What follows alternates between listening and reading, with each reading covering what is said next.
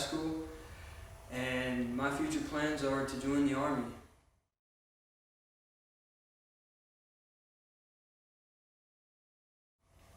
My first introduction to the Lord when I was 4 years old, my parents came to pick me up from, or my current mother came to pick me up from CPS. I was adopted. I didn't know what that meant until I was about 14 or 15 years old. I'd always kind of brushed it off as some kind of guy who was just up in the clouds waiting for something bad to happen so he could come, save us.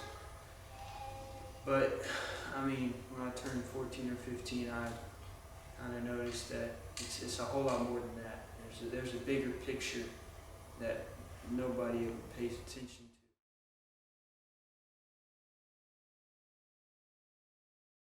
to. All they really could do as parents, they showed me the Word. They read it to me every day. They took me to church on Sundays and Wednesdays. But that's pretty much all they could do, was show me. It was up to me to listen to what they were saying. I did partly, but with my young age, I didn't really understand whether to think that it was just some big fairy tale or it was like something different that I just couldn't understand.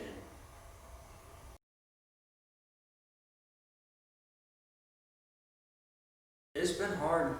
There are times whenever my mind wants to do something, but my heart tells me I shouldn't do that. I shouldn't do most of the things that normal high school kids would do. Peer pressure it's very effective. Most of my teachers have a positive effect because most of them do go to church. So that's a great thing about Fairfield High School is you don't really have to worry about the teachers bogging you down. Yeah. Most of them are good people.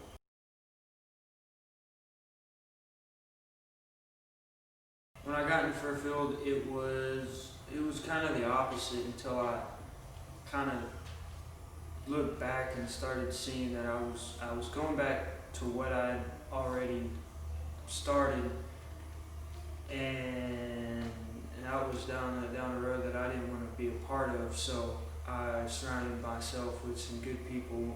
One of my best friends, actually, he goes to First Baptist Fairfield. So it became easier and easier to accept, not to accept, but to grow in the Lord. And everybody has some bad habits, some I've kicked, some I'm working on, so.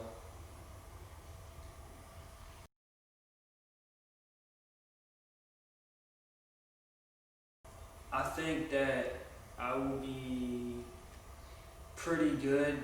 I just have to make sure I surround myself with the right people at the right times, because if I don't know it myself, I will probably do something extremely stupid that I'll regret the rest of my life.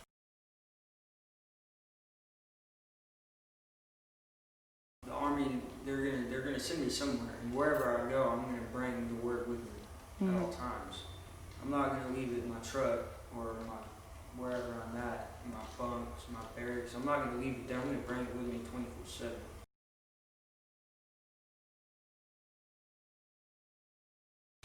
The way I see the world is just how the world sees Christians is just like how the prophet or the priest Eli saw Hannah as she was praying for a son at the temple. As she kept on praying to the Lord, Eli observed her mouth. Hannah was praying in her heart. Her lips were not moving, but her voice was not heard. Eli thought she was drunk and said to her, "How long will you keep on getting drunk? Get rid of the wine."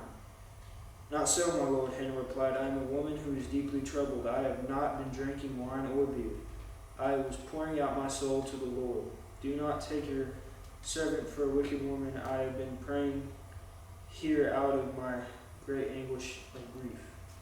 And what I mean by that's how the world sees us, is they see us different than what they want us to be. So they think we're lunatics, crazy, mad people. I mean, I've been called mad for what I believe in school. It's just how it is. But in my eyes, I'm stepping out and saying, I'm not a lunatic. I believe out of faith that there is someone who created us, because in my mind, there's no way a world like this can be caused from an explosion. I mean, my experience with explosions, it destroys things, a lot of things. But I've been called a lunatic for believing in the Lord, but that doesn't bother me anymore, because there's only one person that I have to make sure I'm straight with, and that's God. That's God. I only have to make sure my connection with one person is perfect.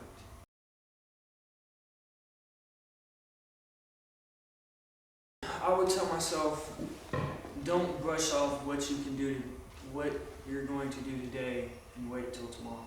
And what I mean by that is, don't put things that can be done today on a list for tomorrow, because every day is not a promised day. Tomorrow is never promised to us.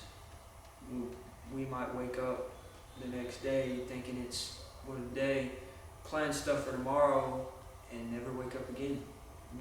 It's just how it is. The Lord may the Sid says, pull your ear tag like a cow. It's your time to go. It's your time to go. It's different. You have to make sure that you have to make sure you're going to accept things they say, because if you don't put yourself in that, out of your comfort zone, because it's going to push you in ways that you don't want to be pushed. It's going to make you think in a different perspective. So it'll open your eyes. So you want to be ready for that.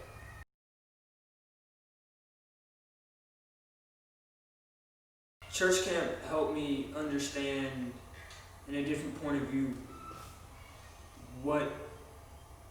on how to live my faith out in other people, so other people can see.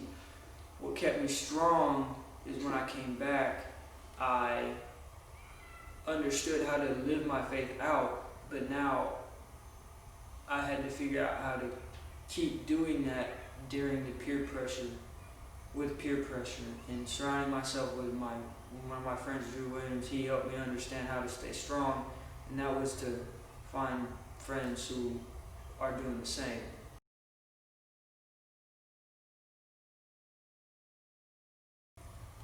It doesn't matter what people necessarily think about you. It's the way that you think about yourself. If you think you're not good enough, then you won't be good enough, because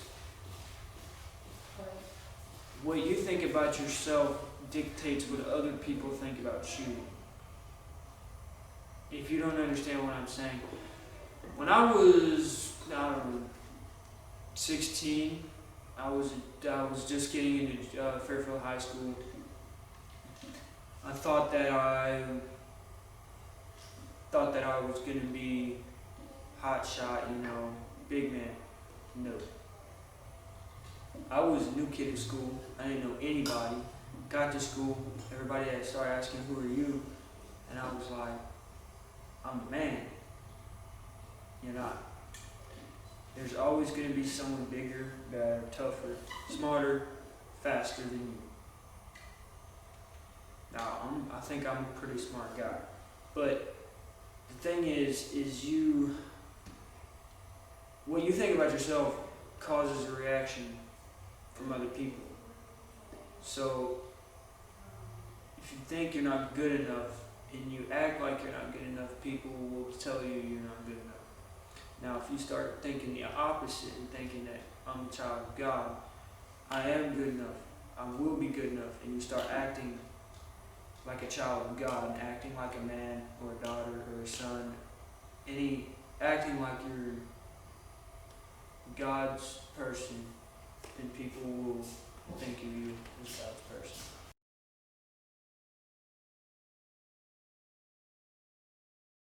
To just tell you how proud we are of you and how we know that God has a very, very special plan for you in your life. It's been a privilege and an honor to be chosen as your parents. We've known from a very young age that great things were in store for your life. For instance, when you were young and you liked to read books about history and the military and war, at the time I didn't really understand it, but I can see now how God was preparing you for that. You're also very intelligent and very smart through your hands and the way you work with your hands. It was really interesting to see your excitement sometimes when the air conditioning guy came over, Mr. Ballard, and how your wheels would just turn about those things and how he was your best friend. But God used those certain things in your life to prepare you for what you're going to be doing today and in the future. We just want to let you know how proud we are of you, that we will be praying Psalms 91 over you, which states that how he will cover you with his pinions and his feathers, and that you will take refuge in him, and that you will find protection in him. And that is our prayer for you as we send you out as parents. Marcus, we just want to say we're proud of you and that you are going to do awesome things in the up and coming weeks and months of your life. You're going to grow in leaps and bounds. We're glad that this is finality and for you and for us, and this is a new chapter in your life. And I'm proud of you. I'm proud of your choices. I'm proud that you are moving forward in your life and you have made some decisive decisions to move forward. So I just want to let you know that, buddy, and that you are going to do awesome things in the military. God is going to use you in mighty ways. He is going to use you in ways you can never think of, and he is going to grow you and take you to places you never thought you could go.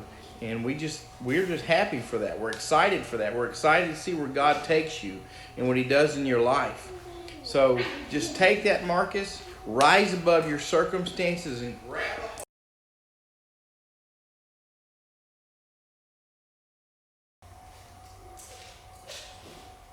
It'll be different, I can tell you that.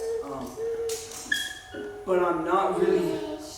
I got over being nervous when my dad said that everybody's gone through this. Everybody's done it.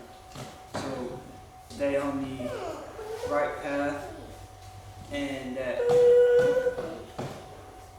just because you won't be there doesn't mean if I need help I can't call. He will always be able to help me one way or another, and I'll always be able to listen to him one way or another. So yeah, I'm happy that they were my parents too. I wouldn't trade it for the world.